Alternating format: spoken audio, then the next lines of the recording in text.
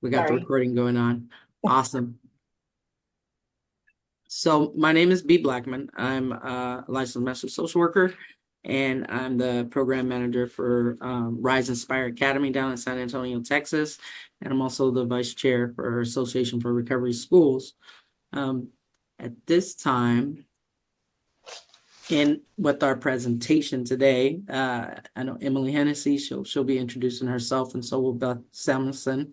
But in this presentation, we're going to discuss several things. We're going to discuss the creation and evolution of recovery support services for adolescents. We're going to explore the research right behind the peer-to-peer support model in adolescent recovery settings, and then of course we're going to sit back and we're going to talk about an actual model peer-to-peer recovery support that Rise Academy is bringing into the fold. So a true peer-to-peer recovery support. You can go ahead and go to the next slide. So Emily, you're on. All right, awesome. I will take it away. Um, Yes. it's lovely to be here. Thank you all for having us today. So I'm going to be talking about the kind of the research and theory around what's been shown about social influences for adolescents in recovery. And so why, as a result, kind of the peer-to-peer model is a key one to go with for this population. So if you can go to the next slide. Um, One of the things, I'm not going to read through all of the points on this slide, but to kind of summarize the importance of families, peers, and recovery role models, each of these kind of groups play a really key role in different ways in young people's lives when we're talking about both the initiation of substance use kind of disorder treatment and recovery, and then the ability to kind of sustain that over time. And so what's been demonstrated throughout the literature is that for young people, especially around their friends and peers, having relationships that really strongly support their recovery efforts, it means they're more likely to stop using substances or to reduce their use. And when they have peers that are using substances around them and they're in that environment, it's a real strong predictor of return to use after treatment. And similarly, we see kind of those relationships with the family and parent environment, and how all these things can kind of contribute to substance use disorder initiation, and then also difficulty kind of in recovery. And so one important point is the recovery role model piece for adolescents.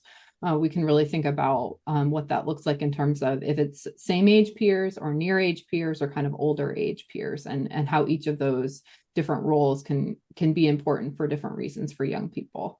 And so there's been less research on those aspects, but we can talk more about that as we move through the presentation. So next slide, please. So one of the kind of key theories that guides my work around understanding adolescents who are recovering is social identity theory. And so essentially at its very base, it's the way we all kind of think about the world when we're out and about interacting with other people.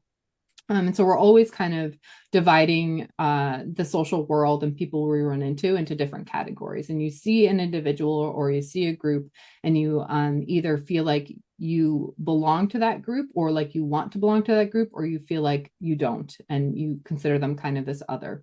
And so for everybody, we all are kind of seeking a positive social identity, a positive sense of self-worth. And oftentimes that kind of happens when we're out and about meeting people, engaging with them, and deciding if we're like them or not. And having this positive social identity does serve kind of basic developmental needs for adolescents, and can help really improve their self-esteem and motivation and kind of goal-driven behaviors. And so at the very base of social identity theory is the idea that I am who I am, given like we are who we are. So really it's a very strong emphasis on the group. Sorry, I have a bit of a cold today, which is challenging. Next slide, please. So one key developmental aspect of adolescence in particular, and this is not going to be news to those of you who work with adolescents, is it's a time of a lot of transition. And a lot of risk-taking behavior. And along with that, it's a lot of kind of trying on different social groups. So adolescents are kind of expanding what they're doing. They're trying out new things because they're in this phase where they have this independence from their family, from other key adults, oftentimes a lot of free time. And they're able to interact with all sorts of other people on their own volition. And as a result, they're kind of seeing like, am I a sporty person? Am I a person who does arts and drama? Am I a person who goes out and looks for things to steal? Like, is that like, are these things parts of my identity that I want to take on, or are they not? And that's based on what's going on around them. So the kinds of people that are in their schools, that are in their neighborhoods, all those people that they're interacting with, they're kind of gauging like, am I like these people? Do I want to be like these people? Do I not? And kind of altering their behavior based on how they view those other people and those other groups.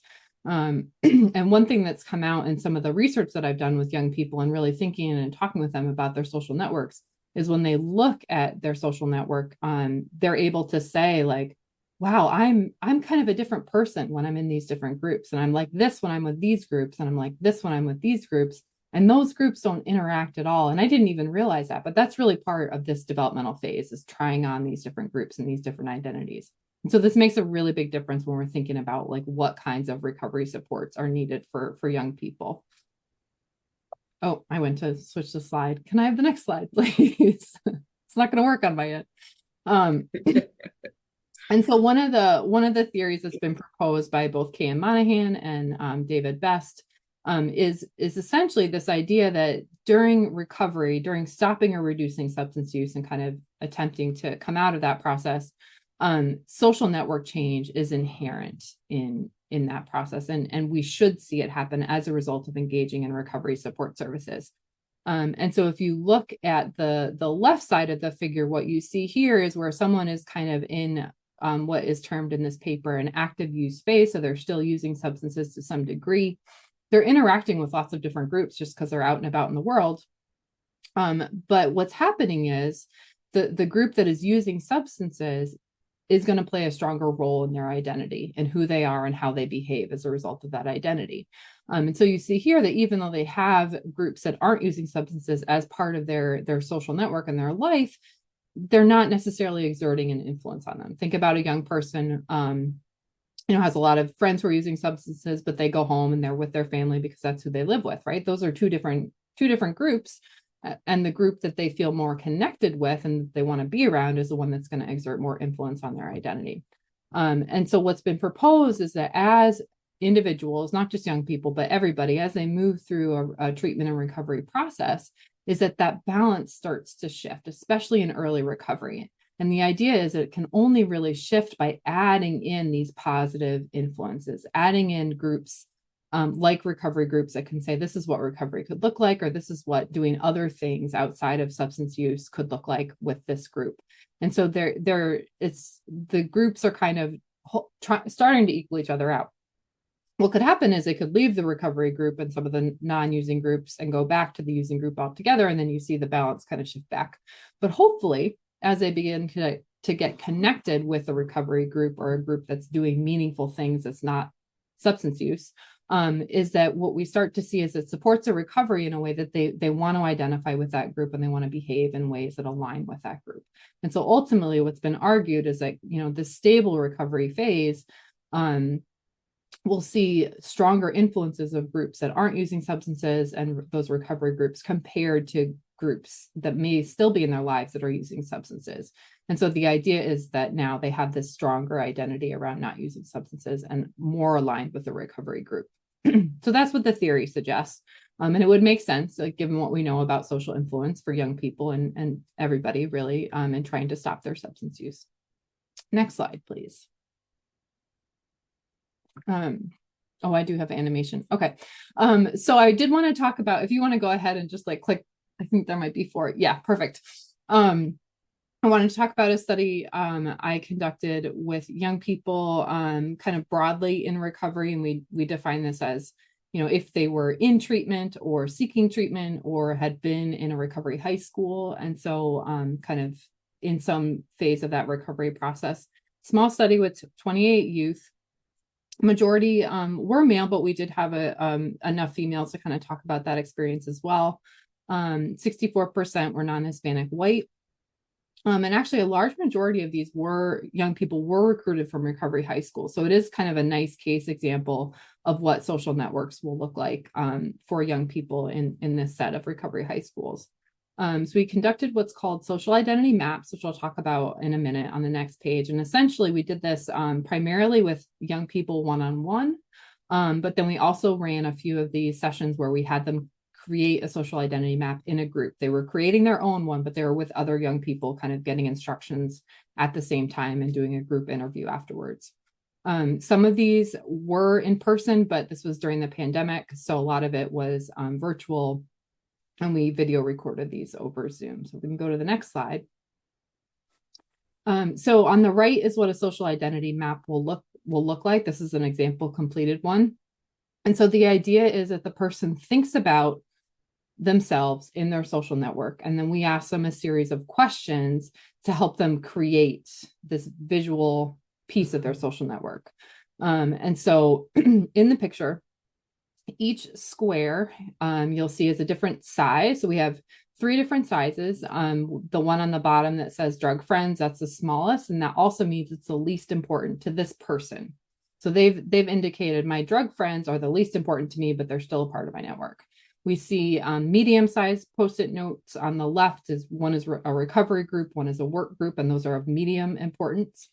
And then the largest Post-its are family and close friends. And so they're indicating that those 2 groups are the most important to them.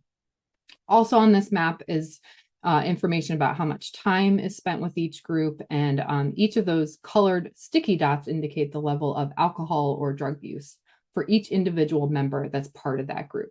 And so I could run like workshops and do lots and lots of hours on how to do social identity mapping. I don't have time for that. So I'm happy to take questions later. But essentially, the idea is this gives somebody a quick visual of their social network. The member substance use dots are coded so that red is like very heavy use, and green or blue is like in recovery or non-use. So it's visually for young people, they can really get a quick sense of like where some behavior risks may be in their network and where some behavior supports may be. We also did a brief demographic survey with young people. And then after they did the social identity map, I did an interview with them to ask them kind of about their reflections on the map and what that told them about their recovery process. So really wonderful group of young people to work with. If we can go to the next slide, I'll just quickly talk about some of the quantitative results. So one of the things that jumped out at me was this idea of being able to quantify the maps and actually look at relationships like the amount of time spent with groups and the characteristics of that group. And so if you look on the left here, we see that overall, young people are reporting more time spent with groups that are not using substances than with groups that are using substances. And if we break this out by students who were recruited from a recovery high school versus not, we actually see that relationship is only there for the students who are attending a recovery high school, whereas the non-recovery high school students kind of spent an equal amount of time with substance using and non-substance using peers. So, we think about the amount of time young people spend in school and with those peers that are in the school. And so this is kind of a really clear indicator of like, this is one way to kind of immediately reduce risk, as all of you who work in these schools know, but at least there's a little bit of data to show like, yes, this is also what they're reporting when they're thinking about their social networks. And then qualitatively, if we can go to the next slide, I did want to just share some of the quotes because I think they illustrate different aspects of the peer-to-peer support importance. And so the first one up on the left, this is a young man who's talking about how he does still have a strong group of friends that are still using substances, and he refers to them as addicts. And so he says, I guess I just feel safe, more safe, even like if they're like, I have a few friends who are still actively using, and I have a few friends who passed away, and I just relate to it. And so his girlfriend had passed away. And he talked a lot about in his interview that he was trying really hard to make new friends that didn't use substances. And he actually had started going to church to really try to shift his network. And that he was like, but they just don't get me. He's like, they're not going to offer me drugs, but they also don't understand where I'm coming from. And so that's one piece of like having that peer-to-peer in the school can be a real strong way. People that have gone through the same experience can understand what he's going through and then can commiserate and also work through the recovery journey with him.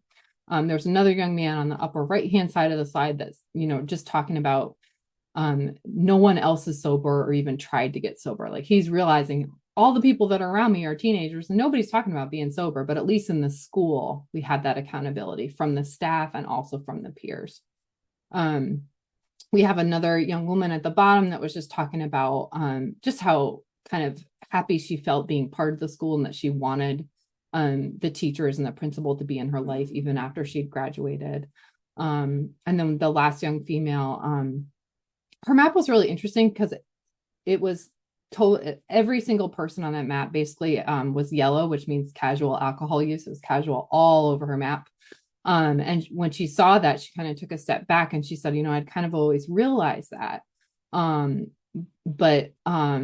But now it's really clear to me. And at least in the recovery school and the church friends, like, these are areas where I'm not having that easy access to alcohol, which was her primary substance of use. So again, the tool itself is really fun and I can talk about it, but I thought these quotes were just a nice way to really think about it's important to have that the peer-to-peer piece where they have gone through that experience and they're really highlighting that as, this is something that's helped me through and helped me still feel connected to other people that have gone through this experience, in a nice way to kind of support their recovery. So I think with that, I will turn it back over to either B or Beth. Me? You're on mute, B.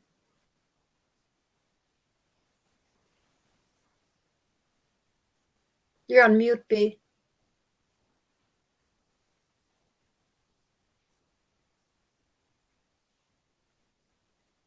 Well, I'll go ahead and go. So I have a quick question. How many of the participants are working in recovery schools, or I kind of want to get a feel for the audience, or are they wanting to start recovery high schools, or just want information? Maybe if you could possibly just put it in the chat. But my part, and I forgot to introduce myself. I'm Beth Samuelson. I'm an LADC, which is licensed alcohol and drug counselor, and I am from Minnesota, and I helped run the Insight program, which started in 2001. Tracy Bauer Master and I both started it together, and I just recently retired in June, but still have contact with some of the school and doing these presentations and working with kids in the ALC. So I really, really, really miss the students a lot. But what I want to talk about is just the need for recovery services and why that's so important. Can you go to the next slide? Thanks for all the things in the chat. So asking an adolescent who just returned from treatment to go back to their regular high school, because that's where so much of their socialization is happening, is like asking a newly sober adult, I think, to, go to a bar and not drink for like 8 hours in a day. In the absence of recovery sports, research suggests that 6 equals 8 out of 10 teens who will experience a recurrence within 6 months. I also have another statistic that says that if kids returning back to their traditional high school, 8 out of 10 students tend to start using substances again within a year. Next slide.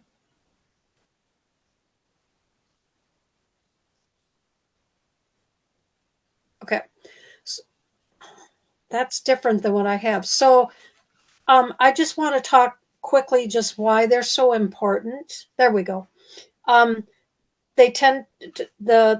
research has shown that we have a higher graduation rate in recovery high schools. definitely report of lower absenteeism. Our students they rarely miss a day. Their attendance has done a 180, which is so fun to see because they usually come in behind in credits, not liking school, and to watch that transition is just so fun. And they're more likely to abstain from using substances if they have that support, not just from their peers, but from the staff, the teachers, the whole, principals, the whole building. And they have fewer days using THC and other drugs. I also want to talk about why I think it's so important too is that so young people don't have to choose between their recovery and their education. So it's a safe place for them to come. They usually need to want to be there. And that makes a huge difference in our school anyway, that they had the desire. They didn't necessarily maybe have stopped using, but they had the desire to change for what they say for the better. They're also back to the traditional high schools. Most of my teens have said that they are typically offered drugs coming back from treatment and going back into the traditional high school.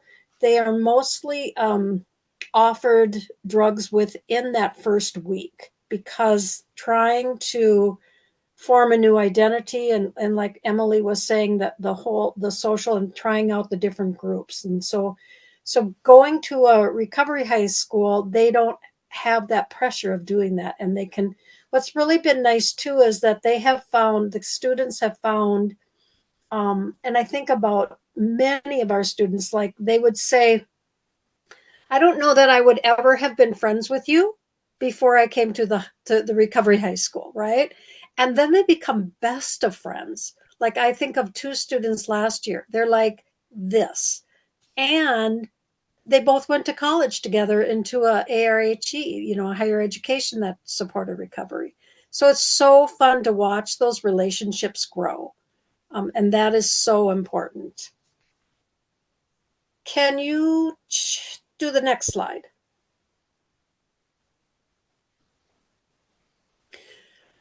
So licensed professional support. So what we have, again, traditional schools don't have the support that I believe our students need.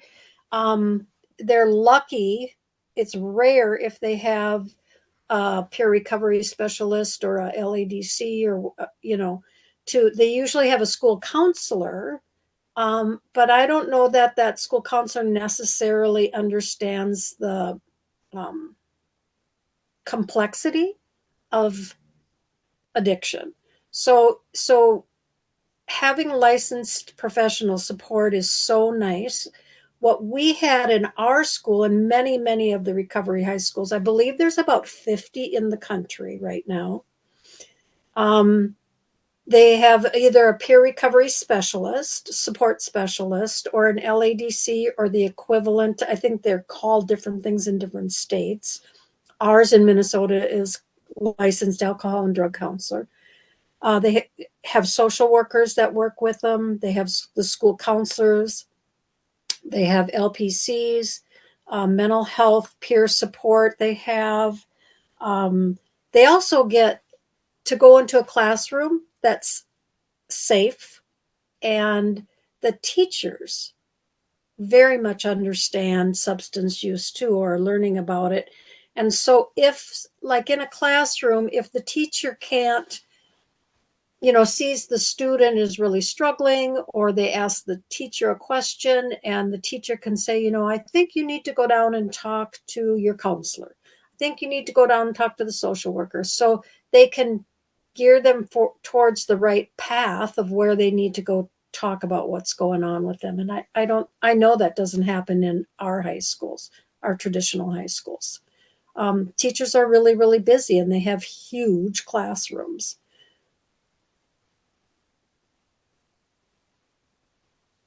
Um, it's just a really supportive setting. Usually, and again, I can only speak for my school, but a lot of the schools, recovery high schools, are independent. So that's all they have are recovery and the teachers and the staff, and they don't have any other students other than recovery. In our school and some of the schools, what we did was we are a school within a school. So we joined the Alternative Learning Center here in White Bear Lake, Minnesota. Use the teachers. We also have our private space. We have where kids can't go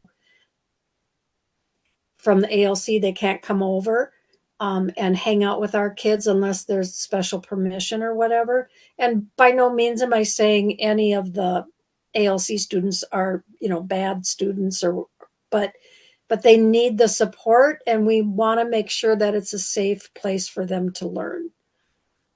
So that's been really important too. So and like Michael's school in Pease Academy in Minneapolis, they're a standalone school, so all their students are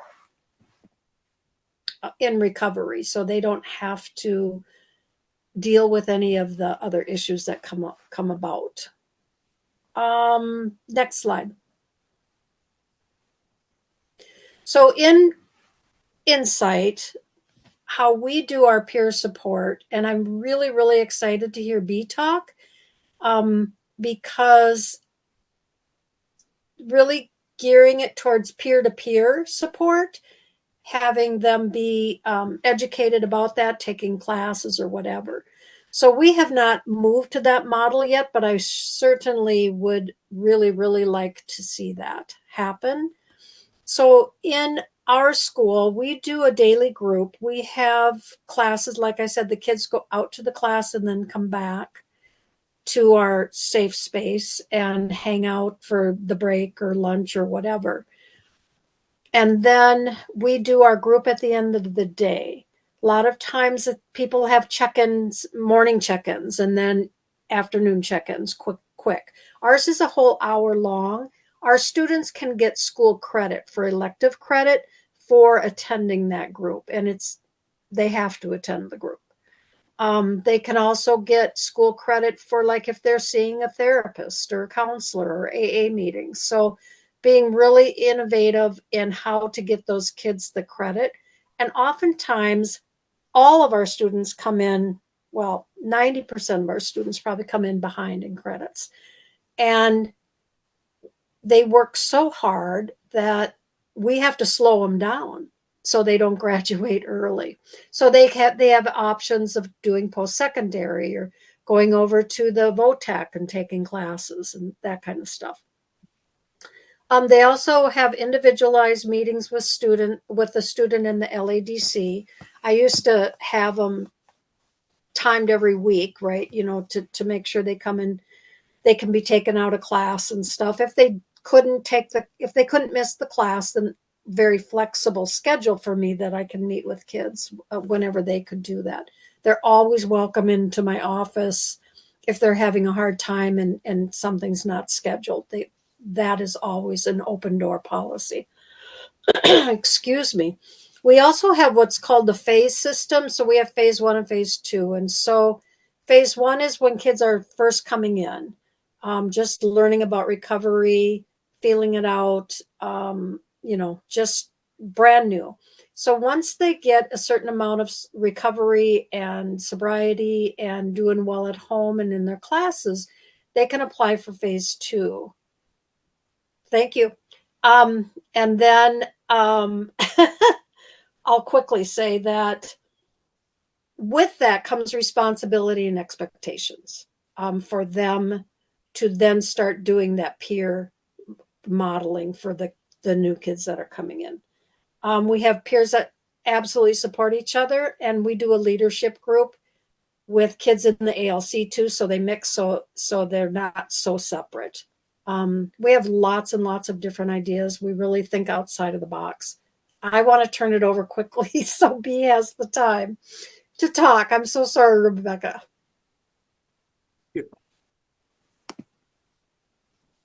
All right. Whew, man, it's a nice little crowd. So building, thank you so much, Beth and Emily Pete, can I jump in just real quickly? I sure just wanted to thing. thank Beth for that question at the beginning about who's here. And I just Yes, wanted to acknowledge it's a really wide swath of teachers, school districts, state agencies, thank people you. looking to start recovery schools, All people who are right. in recovery schools, people who are in recovery organizations serving youth. So I just wanted to give a snapshot, just a really tiny snapshot of the people who are here.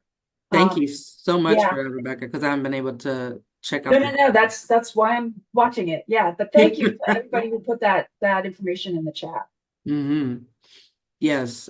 So welcome all, and building a peer-to-peer recovery support system, right? That's the whole goal. How do we go about that? Well, in order to build that true peer-to-peer recovery support model where students are helping and supporting other students, first we have to start off with. Oh, I'm sorry. Can you go ahead and go on to the next slide? Yeah. Um, we have to start off with just that. We have to start off with our staff, right? What adult staff members, who are we bringing right to the table? Who are our students, right, are going to be having to have that support and to model after. And once we begin that journey, then we can go ahead and continue on with the other pieces of the puzzle. So one, looking at our selection, for our recovery support peer specialist. I know for Rise Inspire Academy, our staff, our recovery support staff, all our recovery support staffs are in long-term recovery. Our teachers and so forth, they're not. But the really cool thing about that is that at the beginning of the year and throughout the summer and throughout training, overall we do what's called like a recovery ally training, right, for all staff involved. So there's a couple of ways, right, that we go about, I guess, selecting, right, our staff. When looking for those that have the ability to be able to come in with a holistic style approach. They take that style in recovery, recognizing, right, that it addressing the physical, psychological, social, and different spiritual dimensions of our students, right, in our community. We want to look at peer support specialists who have the ability to be able to incorporate, right, a range of different interventions and support, right, to our students. And in order for them to be able to do that, right, they have to pretty much have that within themselves. Looking at the personalized support, recognizing, right, that each of our students' journey to recovery is unique. It's very eclectic. It's specialized tailors, right, to support to meet their specific needs, preferences, and of course, circumstances, right, of each person. They may draw, right? We give our staff, right, the ability to be able. I'm sorry. We give our staff the ability to be able to draw from a diverse toolbox of intervention, to create, right, that customized support plan for our students. We ensure that our staff as well are trained on strength-based MI motivational interviewing. They have to be able to identify and build upon upon not only their strengths and their assets, but to be able to draw that right from our students as well, in the resources of our individualized students and their individualized recovery. They empower them, right, to tap into their inner strength and resilience, right. I know our students are unique in every way, and they have so many strengths and so many talents. So and for them to be able to overcome, right, and not only survive but thrive, and achieve their goals. A lot of our staff that come in, they come in probably not really unaware of or not really knowing what to expect, right, when working with teenagers. And that's something that I say that is something you can't necessarily teach. It's kind of something innate. You can be able to grab this connection and build this rapport, right, with the student, or you can't. um but definitely some of the key, right, things that we need when looking into hiring, recruiting our staff, right, to be able to build our own peer support group. Looking at the non-judgmental attitude, right, we have to have that for not only for our space for our students and also for our staff, for them to be able to explore their experience, their feelings, their goals without any type of fear, criticism, or stigma. I have so many students that when they come to us, they say that, being in their other schools, they can feel like they have a target on their back.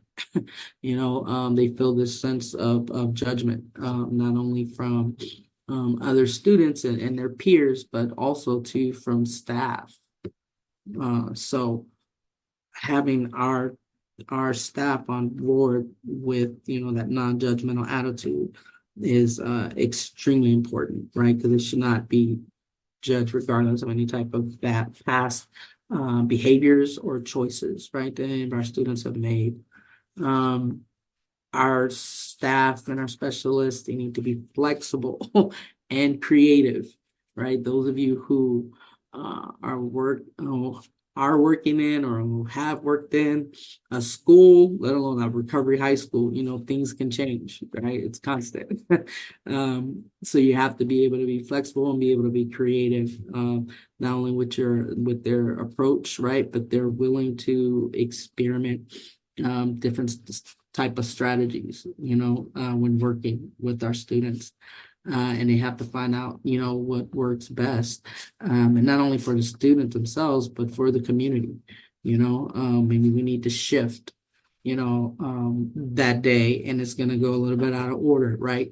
What can that coach bring to the table to combine that creativity and that flexibility to keep the school day afloat, right, and keep our students rolling in the right direction. So just very much so looking at different approaches, right, just to address the complex and unique needs of our students that we have.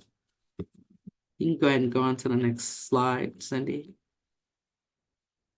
So once we have our staff and of course the ability for our students to be able to have someone to model after, then we look into the structure, and this structure, it came out really organic, right? This wasn't something that was like, oh, we're going to go about a structure. This kind of just began to form on its own, and then we were able to go in and begin to harness it. And that's creating a peer leadership program. A lot of our students, they are natural leaders, right? Just depending on which way that they're leading our students, right? So our goal, of course, was to be able to harness, right, their natural innate ability to be able to lead our students and empower them with support and information. So how do we go about doing that? Well, first, right, we need to create the type of mentorship program where we have these, meaningful relationship, and it's beneficial, right, not only for the student, but also for the staff and hence for other students. So the frameworks in which it went, you got the programs, our goals and our objectives. Like I said, our goal was to bring about, right, this peer leadership program. And we had to determine, right, how we're going to go about achieving that and providing, right, the support and being able to promote the positive behavior change while improving their academic performance and enhancing, right, their social emotional learning skills. So one thing that we do throughout the day, we provide that peer recovery coaching, right, with our all of our students, but in encouraging them through their academics, with our social emotional learning groups, right, that we provide. We teach them different relationship skills, communication skills, how to advocate and speak up for themselves. But I'll go in a little bit more about that. Like I said, with the recruitment and the selection of our students, a lot of that came organically, naturally, just through our students. But like I said, we would sit back and we would watch how our community interacts and who kind of steps up to the plate, and we bring them into the fold. So recruiting student leaders who are committed, right, to supporting their peers, and then you could see it. You could kind of just see it kind of play itself out. So it's really about getting behind that individual when it begins to happen, and who demonstrates, right, these qualities of like empathy, responsibility, and resilience. We establish established kind of a selection kind of criteria. Definitely have to have clean UAs, have a sobriety date, and just be willing, right? And be willing to step up to the plate and be willing to learn. So role modeling, that is something that we put in the structure, right, for our peer mentorship program. We encourage, right, the students, right, to be leaders and lead by example. And as we have new students come in, right, we formulated like a mentor process, right, where they will shadow our other student leaders and examine, serve as that positive role model, and it's showing them the ropes of how everything happens on a day-to-day basis, giving them different insight, and we call it like our buddy system, and then we also do the weekend.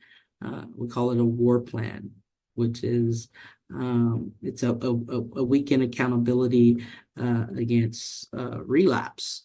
And so who's on your war plan?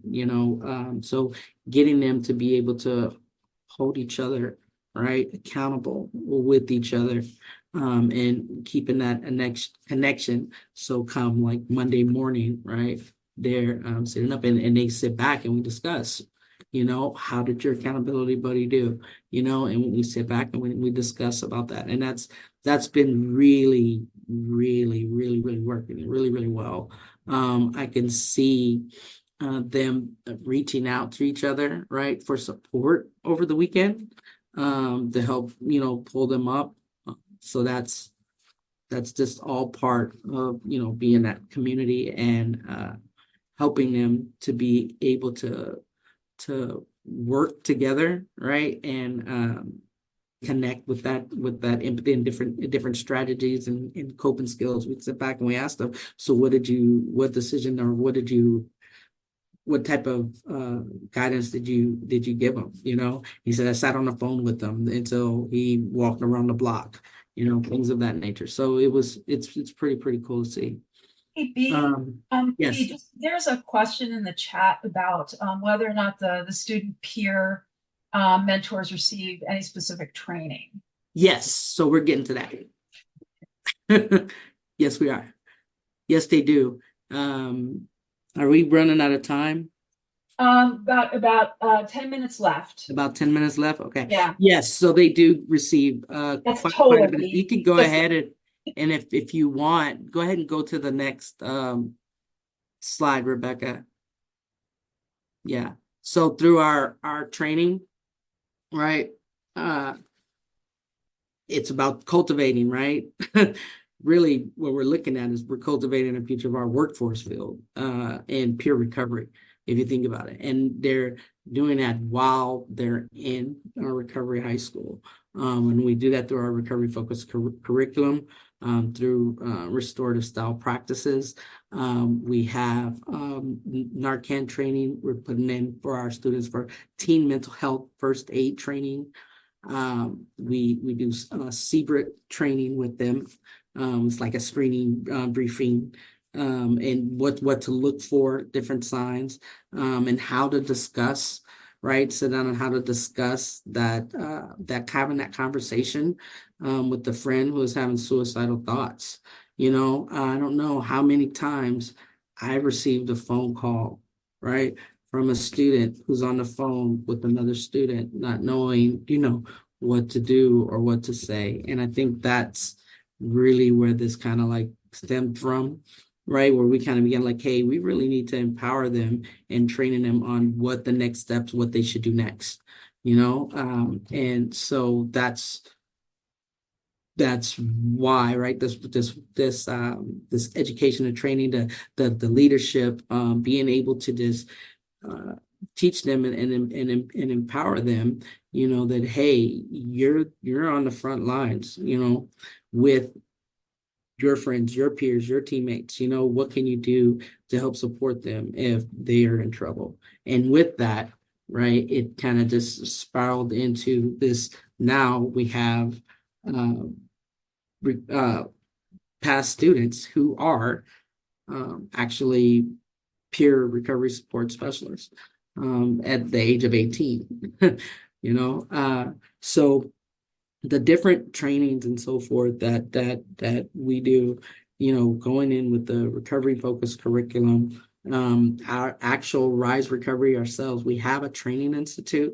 So where we offer peer recovery support specialist training, we offer mental health peer support training. So our students are able to have access to that. Right. Once they graduate, they're able to have access to that for free, and then we at no cost to them. And then all they do, they come in and they do their hours with us. They do volunteer hours and so forth. And so with that leads them into, being able to get hired, which you'll see on the next couple of slides. But so some of the other trainings and so forth that we do with them is like restorative practices. We definitely talk and discuss about diverse perspectives by bringing in different peer leaders within the community who are in recovery, and different styles of as far as workforce, right? We bring them in to have them come in and talk to our students, share their stories. We get them involved with the community. We have quite a few community engagements and volunteer opportunities, right, for them to be able to network with those within the San Antonio recovery community. With not only with the professionals, but also to advocate. Like we have several students that have the ability to be able to, in our leadership program, to go out and advocate for teen awareness, right, when it comes to substance use, advocate for their peers, for mental health services. The advocacy and awareness portion of it, and for us, it's like increasing the recognition, the funding, the support, right, for these peer recovery support services, and we get our students to be able to stand up and talk about their experiences, right, empowering them, giving them their voice. A great example of that right now is on the 13th of April, we are we began a student-led project through Chick-fil-A Academy, and it's called an Impact Project. And our students have put together what is called a Fear Fest, which is fentanyl education awareness and recovery festival, where they're bringing about speakers. They're going to have, a 3-on-3 basketball tournament, tournament, but our students themselves are going to be sharing their experience as well, around their recovery and where they're at today. And their whole goal was to bring that impact and awareness to other teens in San Antonio so that they can understand the dangers of fentanyl, especially when we have so many of our students who have been and were affected, right, by fentanyl and in recovery for it. So, like I was saying a little bit earlier, our training institute here at Rise Recovery, you can go ahead and go to the next slide. Our training institute here at Rise Recovery gives us the ability to be able to take our students from what they've learned while they're in Recovery High School with us, while they're in part of our leadership program, and to actually getting their peer recovery support specialist certifications and credentials, and or mental health certifications. And we have that internship and that apprenticeship avenue as well, and that window, right, for them to be able to volunteer and just be a part of it. And then, of course, like I said, eventually get hired. These two young men right here, he was a graduate. Alexander was a graduate last year from our recovery, from Rise Aspire Academy. And Ryan, he just graduated in December, and he's actually probably one of our youngest. He's 17. He's actually one of our youngest staff members here. He's not a PRSS yet because he's not 18, but he's in the process of going to be taking care of that and doing his paperwork for it. I did find out about Action, which is a recovery core, which I thought that was really, really neat. And I wanted to share that as well to those that are probably in Chicago, or I think they're in Chicago, Michigan, and or Minnesota. I think they're Chicago, Minnesota, and somewhere else. But it's a recovery core, and they also do a training and where they'll send out, right, people in recovery to be able to go and be peer recovery supports, kind of like a Peace Corps or AmeriCorps. So that is something definitely to look into if you're in those areas. I think they're going to be spreading out to a little bit more nationwide, which I thought was really cool. So that is what our graduates do, right? With the next steps. That, and I don't know if I said everything pretty fast. I felt like I was like kind of clocking the time. But when where it goes comes from, the time when they come in and finding that model, and then that belief, giving them, empowering them to be able to advocate for themselves and help support, right, their fellow peers, turns into them wanting to be part of this peer recovery workforce. I remember when both of these gentlemen, they both said, I want to work at Rise, and it was when they were in school, they were part of our peer leaders. So this is just, I don't know, something that I want to continue to grow and advocate for our students. Let's let me see. Is there any questions or anything? Can we go to the next slide? I think that's it for now, but I don't have another meeting after this, so I can keep this room open.